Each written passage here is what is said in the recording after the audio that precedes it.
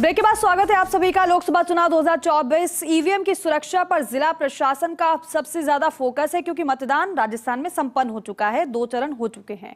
त्रिस्तरीय सुरक्षा व्यवस्था में ईवीएम मशीन रखी जा रही हैं। राजनीतिक पार्टियों के प्रतिनिधियों के समक्ष किया कमरों में सील है ईवीएम को, क्योंकि यहां पर कोई सवाल ना उठा दे, किसी की तरफ से कुछ कहा नहीं जाए, इसलिए राजनीतिक पार्टियों के प्रतिनिधियों की भी मौजूदगी बहुत जरूरी रहती है जब ईवीएम को सील कर स्ट्रांग रूम में रखा जाता है। जोधपुर कलेक्टर गौरव अग्रवाल पहुंचे हैं महिला पॉलिटेक्निक कॉलेज। उसकी तस्वीर हम आपको दिखा रहे हैं किस तरीके से ईवीएम को स्ट्रांग रूम में सील करके रखा जा रहा है। आप ये सोचिए कि जितना ज्यादा चुनौतीपूर्ण मतदान संपन्न कराना रहता है, उतने ही ये चैलेंजिंग रहता है कि सुरक्षा के घेरे में ईवीएम को सील कर रखा जाए।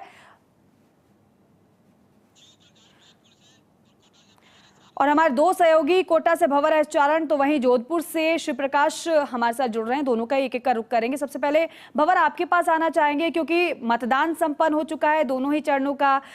कल की बात करें तो कोटा में भी मतदान संपन्न हो चुका है, लेकिन अब बारी है स्ट्रांग रूम में ईवीएम को सील कर रखना और साथ ही साथ निगरानी भी लगातार करना और मॉनिटरिंग भी करना।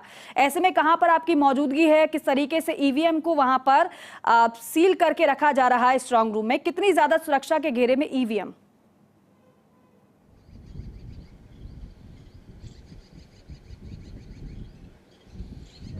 सेंटर पे फिलहाल मौजूद हूँ कोटा का राजकीय जानकी देवी बजाज कन्या महाविद्यालय, जहां से ईवीएम पहले वितरित की गई और बाद में ईवीएम का स्ट्रांग रूम भी यहीं पर है, जहां पर जो भी वोटिंग हुई उसके बाद ईवीएम का जो संग्रहण है वो भी इसी स्ट्रांग रूम में किया गया है। फिलहाल ईवीएम को अंदर सील किया जा चुका है और कुछ ईवीएम जो बची है उनको सील करने की प्रक्रिया जारी है।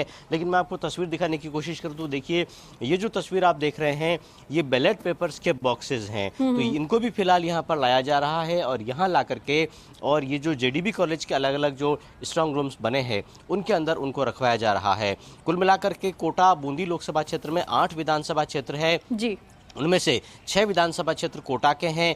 विधानसभावार अलग अलग जो है स्ट्रांग रूम के रूम्स बनाए गए हैं और इसमें 2 विधानसभा क्षेत्र बूंदी विधानसभा क्षेत्र और केशवरायपाटन विधानसभा क्षेत्र वो पड़ोसी जिले बूंदी से आते हैं। तो वहां से भी जो ईवीएम का संग्रहण हुआ है और वहां से भी जो बैलेट पेपर्स के जो बॉक्सेस हैं उनको यहाँ जेडीबी कॉलेज कोटा में लाया जा रहा है। और चूंकि एक लंबे समय तक इनको यहाँ पर ईवीएम मशीनों की बात हो या फिर बैलेट पेपर्स की बात हो, उनको यहाँ पर स्टोर रखा जाना है 1 महीने से भी अधिक समय तक, तो एक कड़ी और स्थायी जो सुरक्षा व्यवस्था है, जो त्रिस्तरीय घेरा है वो यहाँ पर बनाया गया है। ये जो प्रेमाइसेस है आप देख रहे हैं कि अंदर हथियारबंद जो सीआरपीएफ के जवान हैं वो अंदर तैनात हैं और पूरी तरह से सुरक्षा घेरे में इस पूरे कॉलेज परिसर को ले लिया गया है। और अब जो इसका एंट्री गेट है जेडीबी कॉलेज का, वहां से लेकर के यहाँ तक किसी भी अनाधिकृत व्यक्ति को जिसके पास पर्याप्त प्रमाण पत्र परिचय पत्र नहीं है, पर्याप्त अनुमति नहीं है, उसको यहाँ पर किसी भी प्रकार से प्रवेश करने की अब अनुमति नहीं है। उच्चाधिकारी लगातार पहुंच रहे हैं, मॉनिटरिंग लगातार हो रही है। 1500 से भी अधिक ईवीएम कोटा की है और 600 से अधिक ईवीएम बूंदी जिले की है।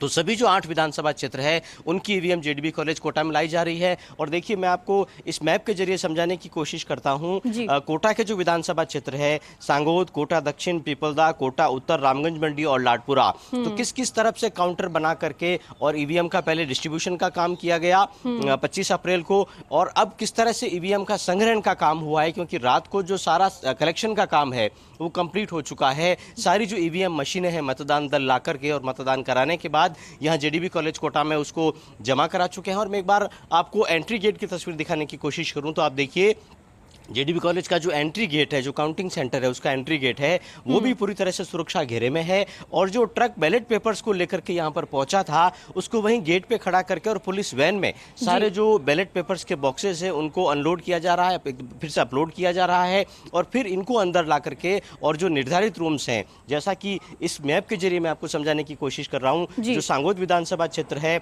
वो कमरा नंबर 24 और 7 में जो उसकी ईवीएम है उनका संग्रहण होगा। कोटा दक्षिण विधानसभा क्षेत्र की बात करें तो 31 नंबर का जो कमरा है वो अलॉट किया गया है। पीपलदा की अगर बात करें तो आप एरो देखिए, उसका एरो यहाँ से लेफ्ट साइड की तरफ है। 105 106 नंबर रूम्स उसके लिए तय किया गया है। इसी तरह से कोटा उत्तर, रामगंज मंडी और लाडपुरा यानी कोटा जिले की जो सभी विधानसभा सीटें हैं उनकी ईवीएम कहाँ कलेक्ट होनी है, कौन से रूम में कलेक्ट होनी है, स्ट्रांग रूम कहाँ बनाए गए हैं और स्ट्रांग रूम का जो गेट है वहां से लेकर के और जेडीबी कॉलेज के गेट तक एक त्रिस्तरीय और मजबूत सुरक्षा घेरे में केंद्र और राज्य की जो एजेंसियां हैं सुरक्षा की उनके साथ, उनके जवानों के साथ, हथियारबंद जवानों के साथ एक मजबूत और सुरक्षित घेरा बना करके और इन ईवीएम को यहाँ पर संग्रहित कर दिया गया, सुरक्षित कर दिया गया है। किस तरीके से त्रिस्तरीय सुरक्षा के घेरे में कोटा में ईवीएम मशीन को सील कर रखा जा रहा है। हम आगे भी रुक करेंगे आपका, लेकिन जोधपुर ये भी हॉट सीट है। हालांकि अब लगातार क्योंकि मतदान संपन्न होने के बाद ईवीएम को सील कर स्ट्रांग रूम में रखा जा रहा है। जोधपुर से शिव प्रकाश क्या जानकारी है,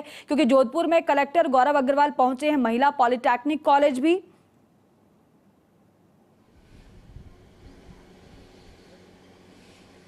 जी, मैं बताना चाहूँगा कि अगर जोधपुर की बात की जाए तो जोधपुर लोकसभा में जिस तरह से 8 विधानसभा क्षेत्र आते हैं तो 4 विधानसभा क्षेत्रों की जो ईवीएम मशीन है वो महिला पॉलिटेक्निक कॉलेज है वहाँ रखी गई है और 4 विधानसभा क्षेत्रों की जो ईवीएम मशीन है वो पुरुष पॉलिटेक्निक कॉलेज है वहाँ रखी गई है। आप देख सकते हैं कि यहाँ जिस तरह से त्रिस्तरीय सुरक्षा व्यवस्था की गई है, एक एंट्री गेट पर होते ही यहाँ जो है रजिस्टर में एंट्री करने के बाद ही यहाँ प्रवेश दिया जा रहा है। उसके बाद पैरामिलिट्री फोर्स, सीआरपीएफ, आरएसी के जवान है वो यहाँ तैनात है, हथियारबंद सुरक्षा में तैनात है। उसके बाद सीसीटीवी से लगातार उसकी मॉनिटरिंग की जा रही है।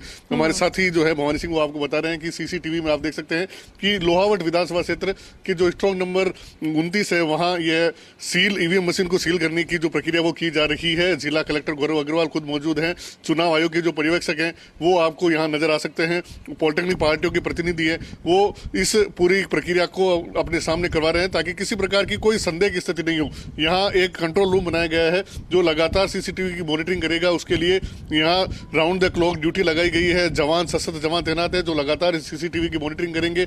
2 अलग अलग स्क्रीन हमारे साथ ही भवानी सिंह है वो आपको बताएंगे कि एक पर जो अंदर का सीन है वो दिखाया जा रहा है और दूसरे पर जो जिस तरह से बाहर की जो सुरक्षा व्यवस्था है किस तरह से हर कोने पर सीसीटीवी से नजर रखी जाए वह यहाँ देखा जा रहा है। कुछ देर पहले जिस तरह से हमारी गौरव अग्रवाल से बात हुई थी उन्होंने कहा कि जोधपुर जिले में कुल 10 विधानसभा क्षेत्र है लेकिन 3 विधानसभा जिस तरह से ओसिया, गोपालगढ़ और बिलाड़ा ये पाली में आते हैं तो इनकी ईवीएम मशीन रात को ही पाली के लिए रवाना कर दी गई थी। और जोधपुर लोकसभा में एक जैसलमेर जिले की पोखरण विधानसभा आती है, उसकी ईवीएम मशीन कुछ ही देर बाद यहाँ जोधपुर के महिला पॉलिटेक्निक कॉलेज पहुंचेगी और उन्हें भी यहाँ सील करने की जो प्रक्रिया वो की जाएगी।